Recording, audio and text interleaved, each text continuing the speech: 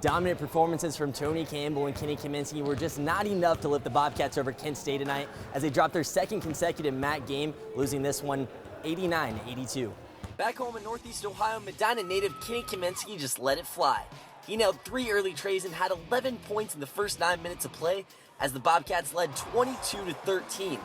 Well, Kent State answered Ohio's hot start with a 9-0 run of their own, tying the game at 22 all with 8 minutes and 55 seconds left in the half. Even with Jerron Simmons on the bench for the final 5 minutes of the first half, the Bobcats went into halftime only down by 1. After shooting 50% from the field in the first, the Bobcats came out for the second half a little flat and shot 40% from the field. Kent State went on a 33-16 run over the next 12 minutes of the second half.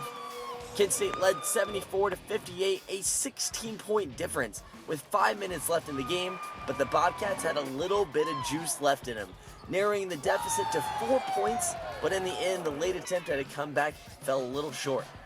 Turnovers were detrimental as well. Kent State turned 15 Bobcat turnovers into 17 points. The Bobcats had a tough time stopping Kent State's backcourt. Xavier Pollard and Kellon combined to score 33 points.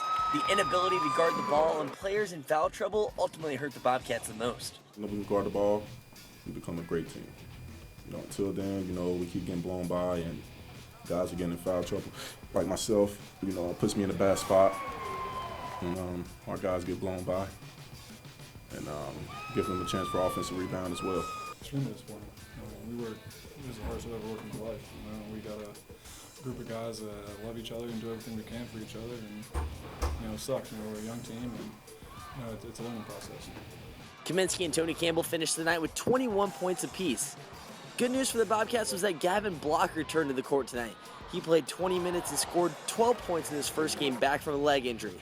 Meanwhile, the Bobcats were without Jordan Dardis, who was forced to sit out due to concussion protocol. The Bobcats will be back in action on Tuesday, January 19th as they welcome Western Michigan in the combo.